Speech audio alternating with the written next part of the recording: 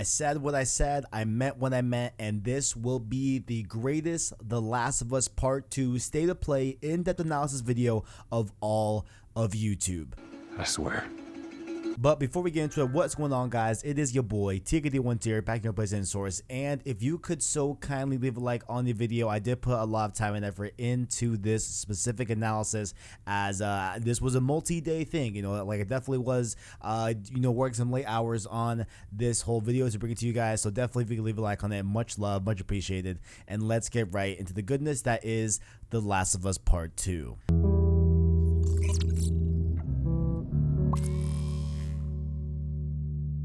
Now, of course, due to the nature of how they did the State of Play, they did spend the bulk of the first half. Even though there are some new stuff in there, there's a lot of stuff that is pretty well known if you have been following the game. So just keep you in mind that, you know, there won't be a lot of brand new stuff in this breakdown video like analysis. This is just going to be just a big, massive culmination of what was said during the State of Play. So just keep that in mind as we go on. But starting off here, we will see a lot more during this breakdown, but the water in this game looks insane. Especially the way the water moves in correlation to movement of different characters. Like here we see Ellie on horseback. The way the water physics work are extremely impressive and something that I cannot wait to see more of in the game.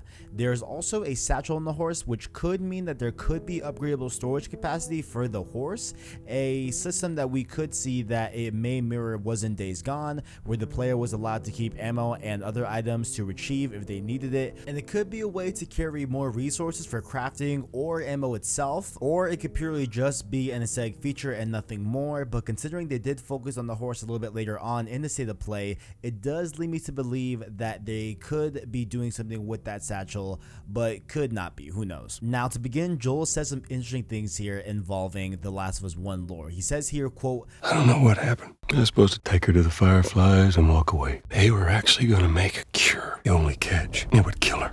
I genuinely think that he's talking to Tommy here. It makes sense for Ellie to take Joel's lie as truth for his sake during the original ending of Last of Us, but I don't think Joel could be as Tommy with it, and it makes sense that Tommy would want the truth out of him. He knew Ellie was immune and what Joel was supposed to do at the end of the day, so I do think that he is telling Tommy this whole thing. This may be happening as soon as he gets back to Tommy's camp following the events of the end of Last of Us 1. For a very brief moment, we do see St. Mary's Hospital, which is the name of the hospital in Salt Lake City where Joel saves Ellie at the end of the game.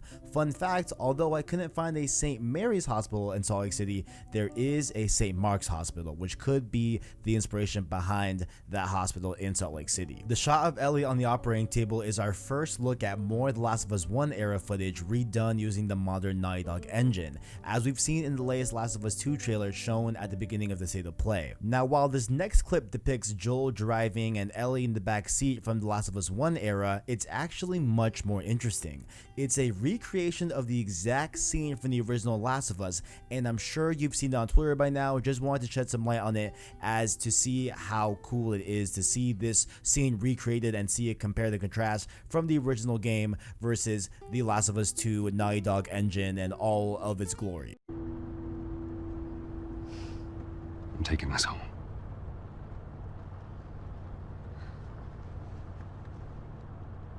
So as I said before, for the majority of this breakdown, Neil goes over things we knew while also adding detail to the things we already knew as well. But just in case, I'll go over the things you likely already know for the sake of being thorough, like the fact that the game takes place several years after the original game, 5 years to be exact.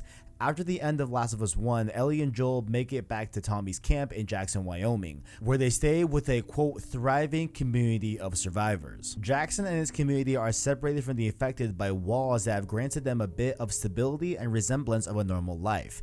Ellie is 19, being 14 at the end of The Last of Us, and oddly enough, Neil mentions that she lives on her own. Not sure why that was noted without a discernible reason, but still cool to know and potentially shows her independence. She's also been able to make lasting relationships, which is a great contrast to the last time she was at Tommy's, admitting to Joel that everyone in her life has either died or left her. Everyone I have cared for has either died or left me. Everyone fucking except for you. So don't tell me that I would be safer with someone else, because the truth is I would just be more scared. It's nice to see that Tommy's camp has granted her with what she never had. Ellie and new character Dina hit joints together. You gotta love it. Also love the touch of Dina asking Ellie to rate their famous dance hall kiss from 1 to 10. How would you rate our kiss from last night? It's super endearing in a dark world like The Last of Us. Druckmann talks about how the peace is inevitably short-lived and that a violent, traumatizing event plagues Ellie and the people of Jackson. We don't know exactly what this event entails, and I can't wait to see exactly what it is. But whatever the event was, the event is so traumatic that it sets Ellie back into the world to seek, quote, retribution and justice. However, the building here must be near or even could be in the town of Jackson, as it's located seemingly in a shopping plaza, with a music center and even a souvenir shop. With 2 sheriff cars being parked out in front, it could be a police station perhaps, but it could also just be the leftover elements to tell the tale of what the initial outbreak was like in terms of law enforcement. This journey will take Ellie to unvisited locations in comparison to the original Last of Us and span multiple seasons similar to the first game, which is a nice touch too. We're in for a long ride. And of course, with different locations means different biomes. We'll get a snowy environment from Jackson and a lush green environment from Seattle, Washington. I'm just personally hoping for Ellie to visit Arizona, as possibly hinted to in some concept art for the game. It could add a great difference in terms of biomes, as well as it just seems like it's more of a desert environment. It doesn't seem like California. Like, definitely, I'm here, I'm from Arizona, and if this concept art is anything but Arizona, I don't know what it could possibly be. The state of play boasted that each environment will have unique and detailed environments to use to your advantage in combat, and shows a wide shot of a city when the scale of these environments are, quote, unprecedented thanks to the new Naughty Dog engine. This makes sense given that Naughty Dog's last game, Uncharted Lost Legacy, or Chungi Legacy, shout out to PSS Discord, link below in the description, was talked to be an experiment with a more hub-based open world but still linear game. It said that their goal was for environments to not only be beautiful but also be as close and authentic to their real-world counterparts they're based off of. Much of the story unfolds in Seattle, Washington, a former quarantine zone similar to Boston in the first game and other major cities in America. Here, we see graffiti saying "fuck Fedra," Fedra being the Federal Disaster Response Agency that is mostly made up of US military and acted as the main authority within quarantine zones. We see a similar gate checkpoint where, quote, screening of all candidates is mandatory, just like the one in Boston in the first game. The hotel listed over here, which is called the Cervina Hotel. Maybe we get another hotel sequence like in Last of Us 1, and yup, I did check the name. It doesn't check out with the match, but this is clearly the Hotel Sorrento in Seattle, Washington. And yes, the Seattle Waterfront Aquarium is a real building too, just different names. Also, I hope we get some gameplay near the Ferris wheel too. It's a cool scenery, and just know there's a bunch of other locations inspired by real locations that I did find, but we won't go over everything in this video. The area of Washington has drastic shifts in elevation, architecture, and weather being the one that most impressed me in terms of how storms look running an engine. The way Ellie can move throughout a given area has been expanded to give us the edge in terms of combat encounters and exploration as a whole. Along with climbing and jumping, ropes were introduced into The Last of Us Part 2 as well during the State of Play stream. It looks like a natural adaptation from Uncharted's 4 grapple hook, and The Last of Us 2's rope will allow the player to reach higher elevation points and swing to hidden areas to gather resources and even discover side plots as well. So intrigued about the side plots to discover throughout the entire game. However, using the rope and other traversal mechanics can offer the player an advantage against enemies as stated before, but also to even potentially avoid them entirely. With the bigger environments, you're also able to utilize a horse to cover greater distances in quicker times than on foot. So maybe this could also be a useful thing to have the horse if they have the satchel be an expandable storage capacity, as I said before in the beginning of the video, but we'll have to see when the full game comes out. Due to flooding, some streets will require a boat to navigate them, which caught my eye as the main loading screen for Last of Us Part 2 is indeed a boat. This could either mean that the main menu screen will change depending on the chapter you're on, or the boat floats throughout different locations throughout your journey. With the quarantine zone falling, Seattle has become a war zone against 2 opposing factions, the first being the WLF, or the Washington Liberation Front. Although it is pretty neat that they had a vehicle decontamination station to, I guess, decontaminate vehicles that were in the open world and stuff like that. But they also have a neat sign here that says, quote, trespassers killed on sight, which really shows their mentality amongst the entire group of the WLF. But exactly how did the WLF start? The WLF was a militia that fought against the Fedra Authority in the Seattle quarantine zone that eventually got control of the entire area. And more interesting, they weren't even this like really just wild group. They really had rules to this whole entire thing. The WLF rules on this van goes as follows. 1. All WLF soldier instructions must be followed. 2. Fedra collaborators will be executed. And 3. Permission required for leaving assigned zone. 4. Curfew will stay in effect until further notice. The WLF are highly trained and armed due to the weaponry they stole from the military. However, the opposing force to the WLF is the Seraphites, a religious zealot group also known as Scars, a nickname by their discernible deep scars on their face seen on Lev and Yara. Graffiti says, quote, feel her love, which could be tying to the Seraphites' religious views, or this could be depicting the leader of the Seraphites. The Seraphites are known for being stealthy and use overgrowth as cover. They tend to utilize silent weapons like melee weapons and bow and arrows. However, of course, in The Last of Us, there is an enemy that everyone shares. That is, of course, the infected. So runners are back and they are much more aggressive in The Last of Us Part 2.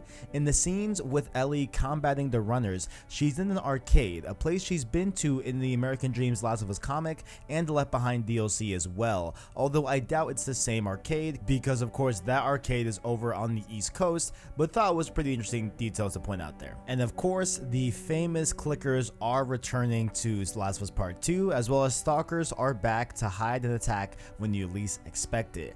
But one of the new enemy types is a Shambler, a large, heavily armed enemy that expels a corrosive spore cloud when you get near them, causing you to burn. These enemies look super deadly, but seem to be limited in mobility, which could probably be used to your advantage to take them out. However, Neil leaves us with the notion that they are saving the other types, yes plural, he said types, of infected for us to discover in game following a sound of one of those unspecified infected. This clearly to me sounds like an infected animal, no doubt about it, but hear for yourself.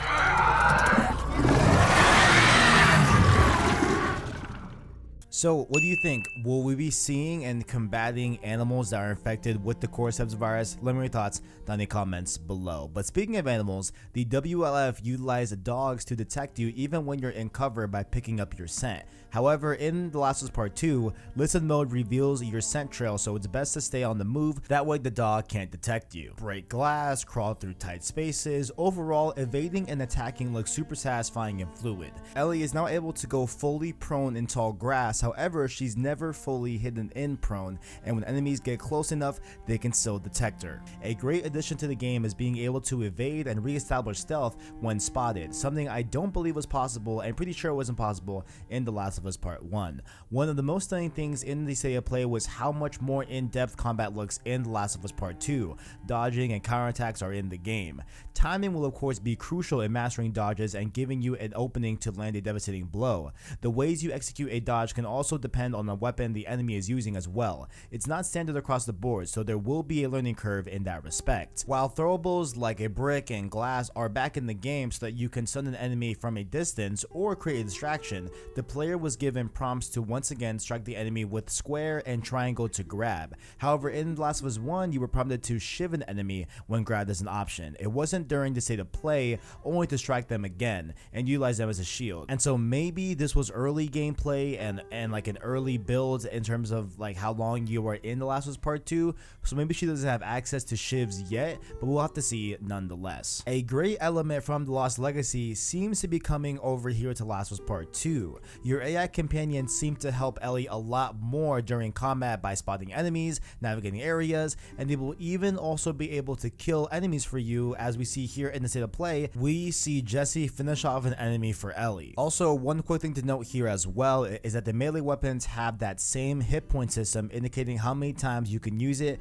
before it destroys. And they showed off during the underground subway scene that through distractions like throwing a bottle near WLF members, you can enable for infected to be attracted to the sound and attack WLF so you don't have to. In theory, weaponizing the infected to your advantage, which I could see becoming a really useful thing in combat when you're low on ammo, but the real question is, can you lure WLF to fight the Seraphites and vice versa? So there are certain artifacts in the world, like a hunting magazine, that will grant Ellie upgrades towards her weapons. For example, she's given the upgrade branch of precision when she finds an outdoor hunting magazine. Taking a closer look at the menu in The Last of Us Part 2, the top 3 categories seem to remain the same: crafting on the left, upgrades in the middle, and collectibles on the right. However, the upgrade slot are now broken up into multiple branches via artifacts like the hunting magazine that you find throughout the world. The first tab in the upgrade section is survival, seemingly focusing on increasing max health and other aspects of Ellie as an individual. And the next one is crafting, where you can upgrade the effectiveness of craftables like adding 50% more healing to health kits.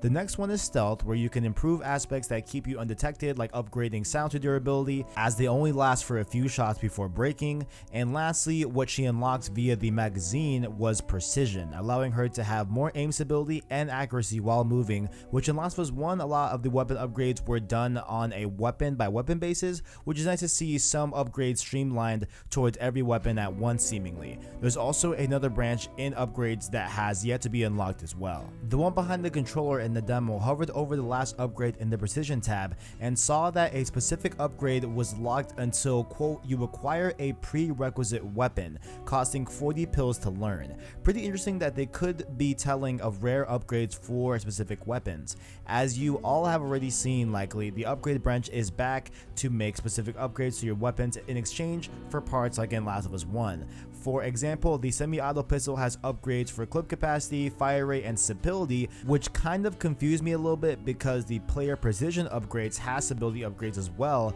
for all weapons. However, the player precision upgrade stability effects take place while moving, as opposed to the specific weapon upgrades for stability that reduce weapon sway while aiming. There's also discrepancies in what you can upgrade given the weapon, of course, like the bow having upgrades for draw speed and rage finder. That really interests me because I think that is going to account for the aim reticle for the bow, which changes throughout the state of play demo, and the bolt action sniper that has upgrades for damage and the ability to add a 6x scope.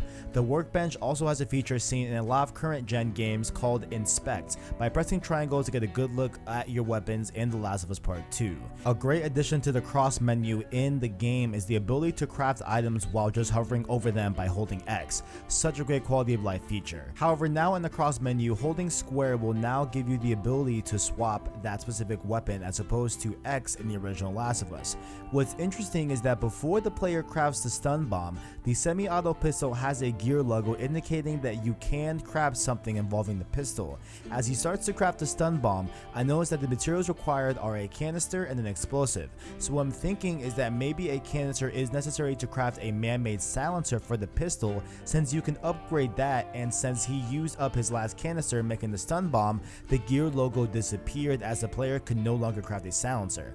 Also telling that you can craft a silencer without going into the crafting section to the main menu and do it straight from the cross menu. In terms of crafting, the usual suspects from Last of Us 1 are here, like the Molotov and health kits, but new ones appear like trap mines and explosive arrows. Also right next to the explosive arrows are regular arrows as well, which is great that you can craft them now. Upgrading melee weapons and crafting a silencer are also present in the menu. However, silencers are seemingly only for pistols and can't even be taken off by holding down triangle. You can craft arrows by holding X and swap ammo by holding triangle. Now as we go into the gameplay, Ellie can now swim. During the reaction, I didn't react. I had a very late reaction to her swimming, but check out my reaction. She gotta swim. Oh wait, she's swimming! I just realized that! Oh my god! Wait! Why that didn't register with me? Oh my god! That didn't register until you just said it! That's good. Kicking off with that, that's good. They know. Oh my god, how did I not react to that? Oh my god, what is wrong with me, yo? Guys, she's swimming, holy shit. Fact number 69, nice. The enemies nearby say that Isaac is not happy about Ellie, quote, escaping, which Ellie questions the use of the word escape, which is interesting in itself. Did you find her yet? Shit. Escape while no one was looking. We're searching the area, just in case she's still around. Isaac's not happy about it. No shit. Escape. What the fuck are they talking about? Isaac is a name we'll hear later on in the gameplay segment as well, meaning he has to be some sort of importance within the WLF. Ellie is able to dive fully underwater as well. It might be useful given the flooded areas throughout Seattle. With Ellie catching an unsuspecting distracted WLF member, she asks where Nora is. Why Ellie is looking for Nora is unexplained as well, but she's likely to be the character we got a glimpse of during the most recent trailer of the game, as well as the character played by Chelsea Zavares, since she liked my tweet. Yep, that's all the confirmation I got, people. That's it. Ladies and gentlemen, time to talk about that Vita. Yes, the PS Vita lives. Not only the second generation, but the first generation PS Vita with its OLED screen and proprietary charging port. The game she's playing on the Vita is Hotline Miami, which if you haven't played is a great game, and you all know that games are better on PS Vita, and that's factual. Hashtag long live Vita. And by the way, that hot beat that's playing off the Vita from Hotline Miami is a song called Hydrogen. Here's a little clip of it.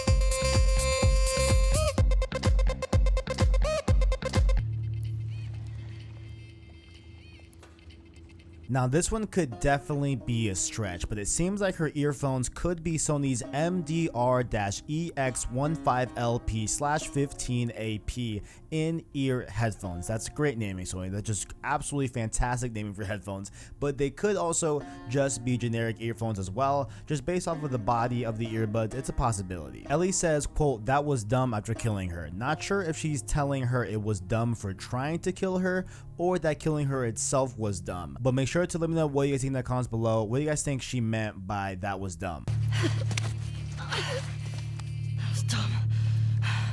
Picking up items in the world no longer is affected by the power of the PS3, where back in Last of Us 1, they would just vanish. Now they appear in the animation itself.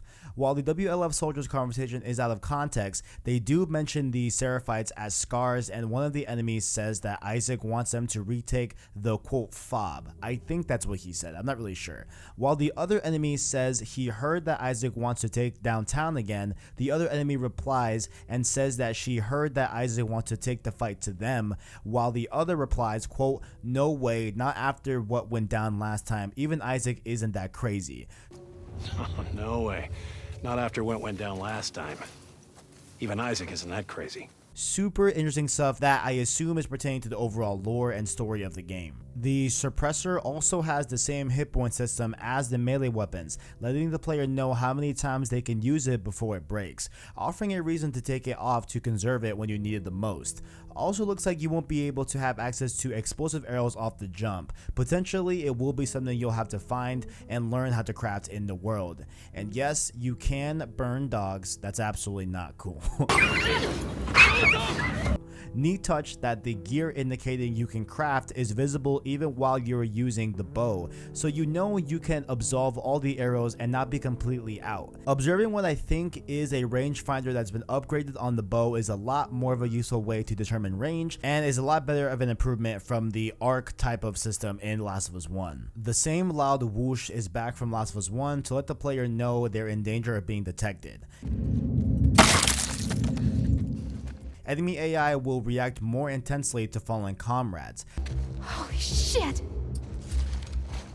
Taking damage from enemies will stop a QTE event like pushing open the door. No more invincibility frames here. Got to make sure the coast is absolutely 100% clear. I did spot a generator in the stairwell, so those may be interactable again like in Last of Us 1, along with her flashlight to light up dark places. Ellie crawls through air vents as she follows the sound of ice cubes. It was a good day.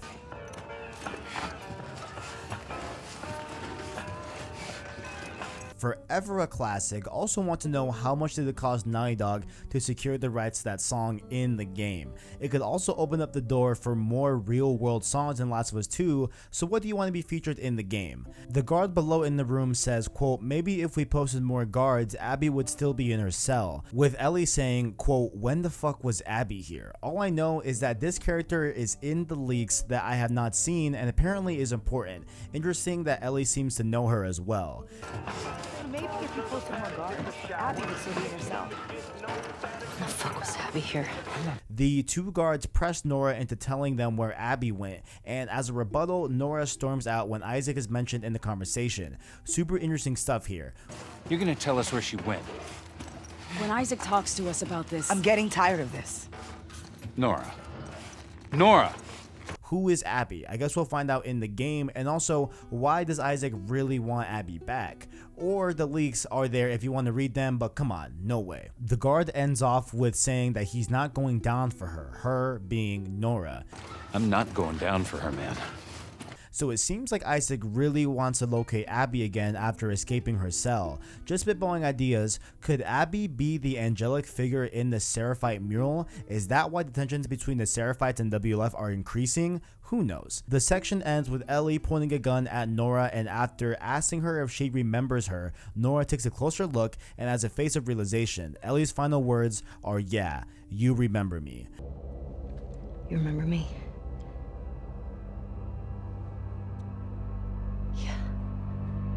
You remember me.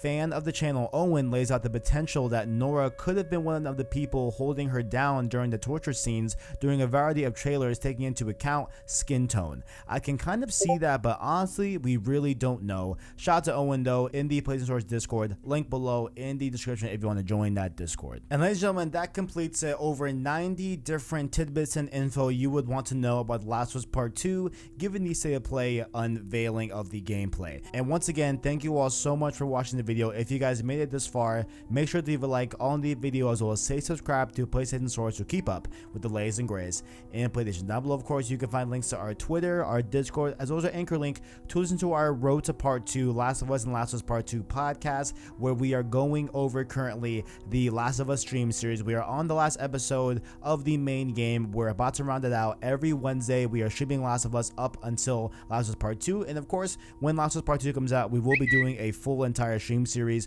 where I am going to stream my first playthrough in its entirety. Once again, stay subscribed to keep yourself up to date on the latest and greatest in all things PlayStation and The Last of Us Part 2. Thank you for watching, and as always, greatness awaits.